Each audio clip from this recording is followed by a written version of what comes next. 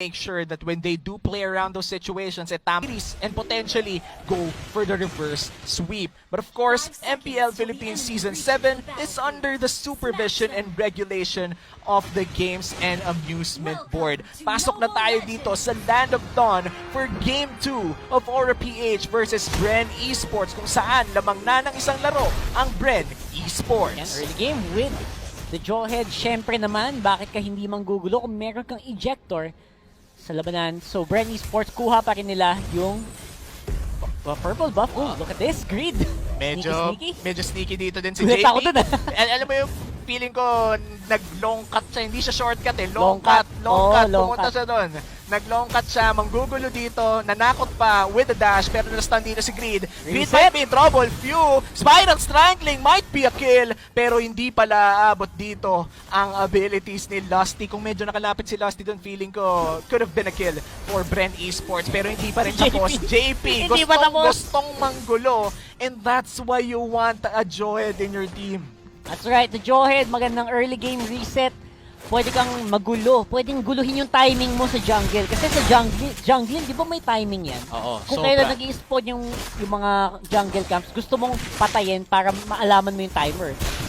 Pero wait naman, Lord Hades, Flap Teasy though, a little bit too tanky with that Esmeralda. Pero ako yung kinakabahan para kay Flap eh. Oo.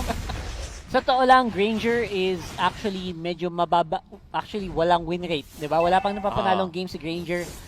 Una siyang ginamit sa Season 7 with Carl TZ. And yun yung sa Game 3 nila. And hindi din nag-succeed. So, sorry, Game 2. Diba? So, it was not a fun pick. Let's see if Aura can make it work. Kasi sa ibang region, ginagamit talaga ang Granger na. Diba? May mga lineup na pwede ka mag-Granger. Ang tanong, isa kaya ito sa mga lineup na pwede mong gamitan nun? Yeah, and apart from the lineup, I feel like it's also based on the power spike of the said lineup. Kung sabay-sabay bang lalabas ang power spike, kung kaya nyo bang patulan on certain occasions. And speaking of certain occasions, this just might be it. First turtle of the game, co-contest dito, both teams, Aura-PH in a good position to take it down. The Kilowash here, hindi papasok ang Alice, and Rebo is still fairly healthy, pero babagsak na with a searing torrent. Beautiful play coming in from the Valir. At tuloy-tuloy lang dito, babagsak na ang Sylvana after the Tamus getting it.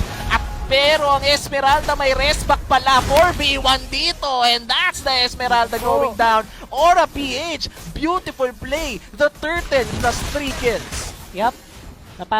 May mini audition na naganap. And I have to say na hindi maganda yung layering na ginawa ng pagpasok ng Bren Esports doon sa laban na yun. And dahil doon, again, 3-1 agad and nakakuha na agad ng advantage. Raptors na agad yung Granger. Yeah, pero Falling Star Moon dito from Flap TZ, pero hindi naman pala masyado masasaktan dito si Lord Hades. Pero going back to your point, Rock, that was a little bit too aggressive coming in from Bren. Hindi nila naasikaso kung paano mga pasok nila. As you said, holy baptism though, locked in si JP. Walang takas-takas with Imperial Justice, and that's 1 kill going to Bren Esports. There you go, nabawi naman nila. And if you're Aura, huwag kang gagawa ng mga ganung pagkakamali. Kasi konting opening lang ibigay mo sa Bren Esports. Alam mong papasok at papasok yan. Yeah, so, gotta be careful. And speaking of being careful, Bren Esports, I feel like they're more careful now even if they won Game 1. And I gotta hand it to them. Aura-PH, they seem not bothered at all from that loss in Game 1. Actually, mas mukha nga silang gigil ngayon, di ba? Yung Aura talagang umaapoy ngayon in this game. And they have the heroes. Meron silang lineup para gawin to. Again, Granger on with Rhapsody. Masakit na marksman kahit na early game. Gamit in this matchup.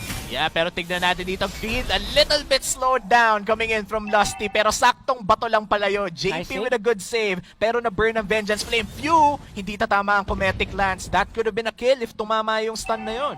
Again, also, you have to be aware, yung timing ng Imperial Justice isn't active right now.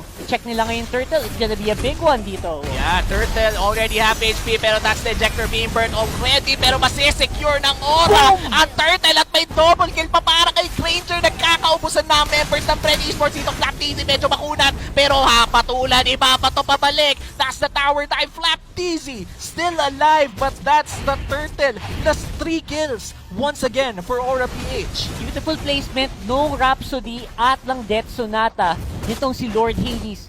From downtown, nakatakas na eh. Nahabol pa ng bala. And again, that's why you pick the Granger. And nakuha niya yung early game timing na gusto niya. Mahirap nang pigilan to. Yeah, and for Aura PH, this is the game that they want out of this Granger. As you said, there's a 2v1 na medyo brief na dito. Grabe yung damage na nagkakala ito kay Granger. One shot na lang, flap, easy, gone!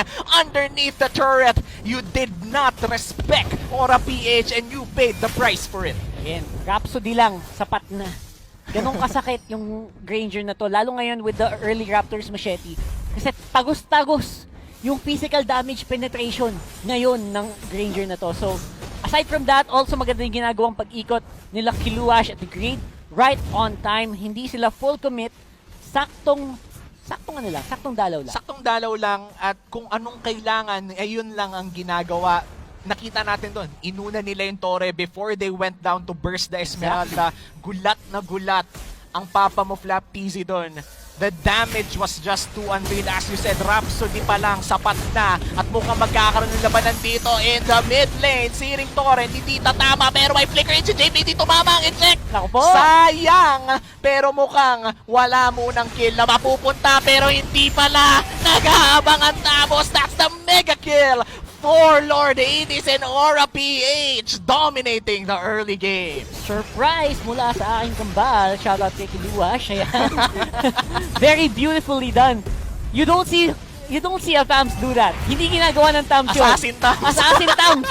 Men, kulang na lang, Lothar. Pero legit, iba talaga ang Aura PH. So Bren Esports right now will have to come back from this very hard. And speaking of coming back, Rebo tried to get that solo kill pero medyo tinangki niya yung Order of Brilliance dito. Galing sa Lunox. Hindi niya nirespeto yung damage. Bren Esports, I feel like it's already time to respect Aura PH. It is. Tama na. 21-16 na, tol. Medyo kailangan na natin mag-scale up. You need to take note of this Granger dahil talagang napakasakit na ng damage nito at hindi lang yon. Halos lahat ng members ng Aura PH ngayon sabay-sabay nag-power spike. Oo, lumalaki na yung lamang. Huwag nating paabutin sa A94 difference. Oo, sa A9. A94 difference na yan. 13,999. Yan ang magic number yan ang magic natin. Number. Pag lumamang ka ng Aura A94 difference, alam mo na. Oh. Opo. It's the Oppo difference. Ibig sabihin lang nun nadala ng Oppo ang laro.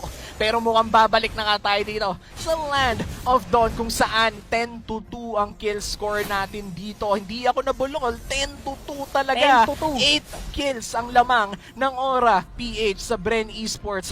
7 minutes. Magi 8 minutes inside this game.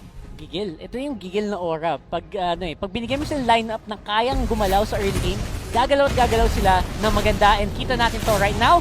JP, great ejector. Yeah, flicker. Stealing torrent. Won't save it pero mapapatay dito si Rafaela. Carl TC might be next. That's the Brody dealing so much damage pero kung damage ang usapan nandito ang ate mo Lord Hades with a double kill. Dagdaga mo pa. Might be another kill. JP though low HP. Hindi papasok dito si Rebo pero may papasok sa likod. The Lunox going in with the Chaos Ultimate. Grabe ang damage dito tong Rebo. Kaya mo bang mang 4v1? Nakita natin to napanood natin to There you go with the dive in. Except this time around, wala palang backup. So, it was difficult for Rebo to stay alive. At ngayon, ito na. Yung scaling na sinabi ko for that Granger, halatang halata na ngayon. Ilang minutes yung Raptors machete niya? Mga 3 minutes? 4 Masyadong minutes? maaga. Masyadong maaga talaga. And yung penetration na galing sa item na yon, scales over to tower damage, masakit yung normal attacks mo. Skill damage, masakit yung mga Rhapsody and Death Sonata mo. And critical hits from the passive, masakit talaga. So, from here, may konting cap. Kumbaga, may konting cap yung itemization ng Granger. Kailangan mahanap ng Bren Esports yung abilidad para mapigilan o mapabagal itong larong to. Kasi pag kagat sila ng kagat sa laban na gusto ng Aura, dun sila malugi. Yeah, and they are playing to the tempo of Aura PH right now. And speaking of tempo, dito natin makikita ang sakit ng Rhapsody ng Granger natin. We talked about the Granger danger and this is it. The damage is real coming in from the Granger and Lord Hades seems to be in a different form from himself from game 1. Medyo malayo. Ang laki ng gap. And again, maybe it's because of the heroes talaga, no? Oo. Yung ibibigay mo sa kanilang heroes is yung mag-utilize sa prowess talaga, sa skill cap na meron itong si Lord Hades. Hindi natin nakita no game 1, pero right now on game 2, damang-dama mo, and the rest of the team can actually keep up. JP, ang galing din talaga niya mag-support at this point. Unbelievable din yung control na pinapakita ni Greed. So the rest of Aura is just holding, is just steady. Hindi sila masyado maasim, they're not overcommitting, and they're choosing their fights carefully. Yun ang tama nilang gawin. Yeah, and I have to agree, yung positioning din nila ay napakaganda. Let's look at the KDAs of Aura PH right now. 705 for Lord Hades, wala ring deaths kay Benny Cutie. And for JP and the gang, tigil isang deaths lang. Ibig sabihin, well spread out din. Kumbaga napipitas lang dahil sa trade kill, pero hindi namamatay ng walang rason. This is very important to take note dahil kung mamamatay ka man din lang sa laro, make sure may pinaglaban ka. Make sure may rason. Actually, I think yung balance is nahuli din ni Kiluash eh. I think yung off-lane na ginawa ni Kiluash, yung side lanes, napakahirap ding tapatan, which is the reason why sobrang free roam siya. Kahit saan siya pupunta ngayon, wala siyang katapat. Halos, kung papansin mo si Kiluash ngayon sa mapa. And the rest of the team push lang sa kabilang dulo. Yeah, and speaking of pushing though, 3 lanes are getting pushed by Aura PH here. Top lane is already getting pushed quite heavily. There are 4 people in the mid lane and the Lord. Saktong trabaho lang dito sa bottom lane natin, and that's already 1/3 destroyed. Tuloy-tuloy na to. This is the classic 3-lane push from Aura PH. Black TZ to, dumudugo bigla and forces out the Inspire to just run away back to the turret. Yep, and again, the Lord is going on the turret. Hindi na nilang pipigilan. Turret will go down. Top lane, busy din si Kiluash mag-isa. Almost takes down the inhibitor turret doon sa taas. Yeah, and this is a very busy map for Bren Esports. Kailangan nilang makalculate kung saan ba dapat mag-i-invest ng mga members. That's a mega kill for the Lunox. Napakagandang eject na nanggaling dito kay JP. At mukhang Tori muna ang uunahin nila dito. Another flicker in. The damage is just too real. Nasty is next. Order of Brilliance from Benny Cutie. He just goes insane and looks like the base is next. But Rebo wants to stop it. Rebo will not stop it. That's game 2 going to Aura PH. We have a game 3.